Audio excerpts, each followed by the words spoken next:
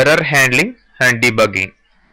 First error handling గురించి చూస్తాం. దీన్నే ఎక్సెప్షన్ హ్యాండ్లింగ్ కూడా అని కూడా అనొచ్చు. ప్రతి లాంగ్వేజ్లో కూడా మీరు ప్రోగ్రామ్స్ రాసినప్పుడు ఆ ప్రోగ్రామ్స్లో రాబోయే అన్ఎక్స్పెక్టెడ్ ఎర్రర్స్ని ఫ్యూచర్లో మీరు ప్రోగ్రామ్ని రన్ చేసినప్పుడు వచ్చే అన్ఎక్స్పెక్టెడ్ ఎర్రర్స్ని ఎలా హ్యాండిల్ చేసి వాటికి ఆల్టర్నేటివ్ వేసి ఎలా షో చేయాలి, ఆ పర్టికులర్ ఎర్రర్ వస్తే వాటికి ఆల్టర్నేటివ్ వే ఎలా షో చేయాలి, మీ ప్రోగ్రాము ఇంటరప్ట్ కాకుండా, మీ ప్రోగ్రాంలో ఫాల్ట్స్ ఏమి లేకుండా ఉండేదానికి మనం పెట్టుకునే ఈ యొక్క ఎక్స్ట్రా కోడింగ్నే ఎర్రర్ హ్యాండ్లింగ్ అని చెప్పేసి అంటాం.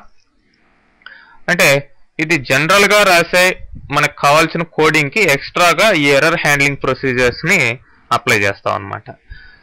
మరి ఇక్కడ జనరల్గా ఎర్రర్స్ చూసినట్లయితే 3 రకాలు ఉంటాయి. ఏ ఎర్రర్స్ అయినా సరే. సింటాక్స్ ఎర్రర్స్ అంటే మీరు ప్రోగ్రామ్ టైప్ చేసేటప్పుడే కోడ్ విండోలో అప్పుడే ఎర్రర్ షో చేస్తుంది ఆల్మోస్ట్. అవి సింటాక్స్ ఎర్రర్స్. సింటాక్స్ తప్పుగా మీరు రాసినట్లయితే అవి వస్తాయి అన్నమాట. జనరల్గా టైప్ చేసినప్పుడే ఈ ఎర్రర్ షో కావడం జరుగుతుంది. రన్ టైమ్ ఎర్రర్స్, ప్రోగ్రామ్ని రన్ చేసిన తర్వాత మీకు సో ఆబ్జెక్ట్ లేదనో అలాంటి ఎర్రర్స్ అన్ని కూడా ప్రోగ్రామ్ని రన్ చేసిన తర్వాత వస్తూ ఉంటాయి. So next logic errors. ఇది ఎర్రర్ ఏమీ షో చేయదు, బట్ మీరు ప్రోగ్రామింగ్ కోడ్లో మీ యొక్క లాజిక్ అనుకున్నది ఒకటైతే మీరు ఒకటి రాసినప్పుడు ప్రోగ్రామ్ రిజల్ట్ కరెక్ట్గా రాదు. ఫర్ ఎగ్జాంపుల్ ఇన్ఫినిటీగా ఒక లూప్ కంటిన్యూ కావడం, ఇట్లాంటివంతా కూడా ఉంటాయి. సో మరి ఈ 3 రకాల ఎర్రర్స్ని మనం రాకుండా చూసుకునేదానికి అంటే మెయిన్గా run time errors, logic errors. Run time errors మెయిన్గా అనమాట. లాజిక్ ఎర్రర్స్ని మనం అసలు వాటిని కరెక్ట్గా హ్యాండిల్ చేయడం అనేది కుదరదు. మెయిన్ రన్ టైమ్ ఎర్రర్స్ని ఎలా హ్యాండిల్ చేయాలి అనేది ఇక్కడ ఎర్రర్ హ్యాండ్లింగ్ ద్వారా చూడొచ్చు. మరి ఇక్కడ చూడండి, ఏ ప్రొసీజర్లో అయినా సరే వేరియబుల్స్ని ఇది ప్రొసీజర్ అనుకోండి. ఆ ప్రొసీజర్లో ఎర్రర్ హ్యాండ్లింగ్ ఎలా చేస్తామో ఇక్కడ సింటాక్స్ ద్వారా చూపించడం జరిగింది. వేరియబుల్ని డిక్లేర్ చేస్తాం మామూలుగా. ఇప్పుడు on error go to error handler అని ఇస్తాం. అంటే ఎర్రర్ వస్తే, ఎర్రర్ అనేది ఒక ఆబ్జెక్ట్ అండి సపరేట్గా. దాంట్లో ఎర్రర్స్కి ఎర్రర్ మెసేజెస్ కానీ అన్నిటికీ సంబంధించినట్టు దాంట్లో స్టోర్ అయి ఉంటాయి. మరి ఆన్ ఎర్రర్ వస్తే go to error handler. Error handler ఎక్కడ ఉంది? ఇక్కడ ఉంది చూడండి. మరి ఎర్రర్ ఎప్పుడైతే వచ్చిందో మీరు రాసిన ఈ ప్రొసీజర్ కోడ్ మొత్తంలో, ప్రొసీజర్ కోడ్ ఏదంతా రాస్తారు, చాలా లైన్స్ రాస్తారు. ఈ ఎక్స్ట్రా అన్నమాట ఈ on error go to error handlers అనేది ఎర్రర్ హ్యాండ్లింగ్ మాత్రమే మీరు పెట్టుకోవాల్సిన కోడింగ్, ఎర్రర్స్ని హ్యాండిల్ చేసేదానికి. మరి ఈ ప్రొసీజర్ కోడ్లో ఎక్కడైనా ఎర్రర్స్ పాసిబిలిటీ ఉన్నట్లయితే ఇమ్మీడియట్గా ఇక్కడికి వచ్చేస్తుంది మీ ప్రోగ్రామ్ కంట్రోల్. సో ఈ ఎర్రర్ హ్యాండిల్ అయినప్పుడు మీరు మీ ప్రోగ్రామ్కి షో చేయాల్సిన ఆల్టర్నేటివ్ కోడింగ్ ఇక్కడ ఉంటుంది. సో ఇక్కడ కరెక్ట్ అయితే ఓకే, ఇదే ఎగ్జిక్యూట్ అవుతుంది, లేకపోతే ఇది ఎగ్జిక్యూట్ అవుతుంది. ఇది కరెక్ట్ అయినప్పుడు ఇది మాత్రం ఏమీ వర్క్ కాదనమాట. ఓకే, మరి ఇప్పుడు సింపుల్ ఎగ్జాంపుల్ ఒకటి చూద్దాం. ఇక్కడ ఒక టెక్స్ట్ బాక్స్, ఒక కమాండ్ బటన్ తీసుకోవడం జరిగింది ఒక ఫామ్లో. మరి ఆ ఫామ్కి ఏ విధమైన ప్రాపర్టీస్, కమాండ్ బటన్కి ఇట్లా, టెక్స్ట్ బాక్స్కి ఇట్లా ప్రాపర్టీస్ సెట్ చేయండి. సెట్ చేసిన తర్వాత ఈ విధమైన ఫామ్ అవుట్లుక్ ఉంటుంది. మరి ఇది కోడింగ్, అంటే సింపుల్ కోడింగ్ మీకు ఎగ్జాంపుల్లో చూపించడం జరిగింది. నెక్స్ట్ అంటే ఇక్కడ ఓన్లీ ఎర్రర్ని ఎలా హ్యాండిల్ చేయాలి, ఎర్రర్ని మాత్రం ఎలా తీసుకోవాలి అనే దానికి కాన్సన్ట్రేట్ చేసి మరి ఈ ప్రోగ్రాంలో కోడింగ్ రాయడం జరిగింది.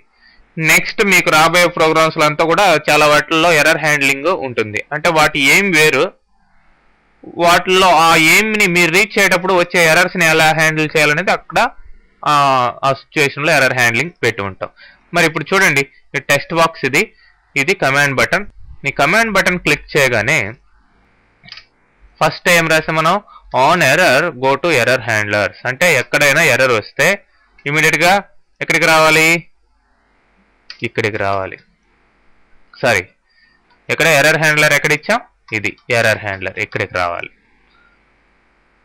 ఓకే, మరి ఇప్పుడు ఎర్రర్ వచ్చే పాసిబిలిటీకి సంబంధించిన కోడ్ నేను ఇక్కడ ఏం రాయలేదు.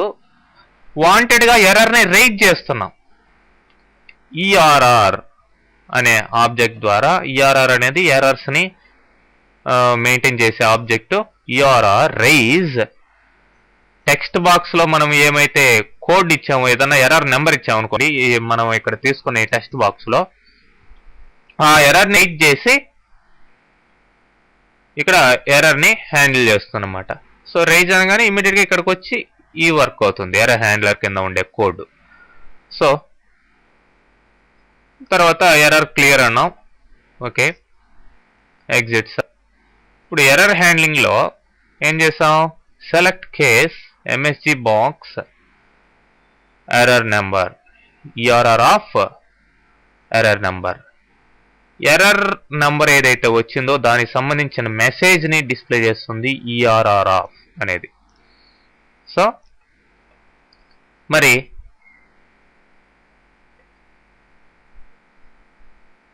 ఇక్కడ ఇది బటన్స్ ఏమేమి డిస్ప్లే కావాలి, ఇది icon VB critical icon display అవుతుంది. విబి అబౌట్ రిట్రై ఇగ్నోర్ ఈ 3 బటన్స్ డిస్ప్లే అవుతాయి.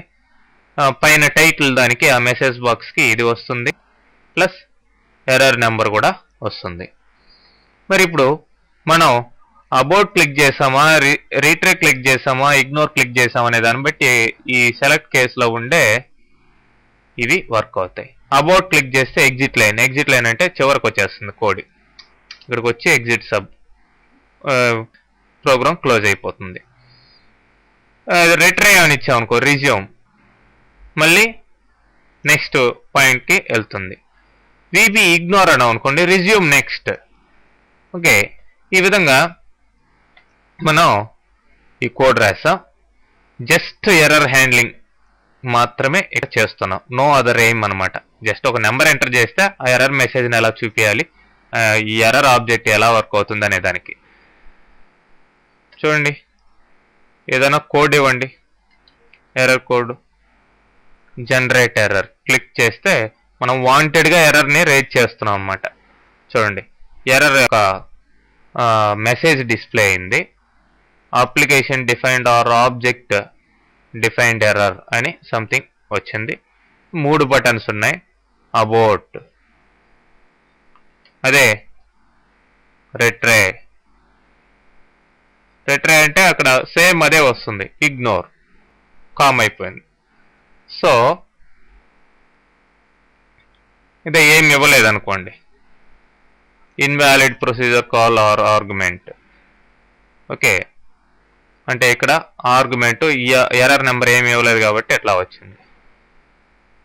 సో మెయిన్ ఇక్కడ ఈ statement on error go to error handler, ఇది ఈ స్టేట్మెంట్ ప్లస్ ఎర్రర్ హ్యాండ్లర్స్ ఎక్కడ ఉన్నాయి, ఎర్రర్ హ్యాండ్లర్ కింద రాయాల్సిన కోడ్ ఏంది అనేది, plus ERR object, ERR ORR object ఎలా వర్క్ అవుతాయి, అంటే ఎర్రర్ మెసేజ్ని, ఎర్రర్ నెంబర్స్ని ఎలా ఇవి హ్యాండిల్ చేయగలుగుతాయి అనేది ఇక్కడ చూసాం.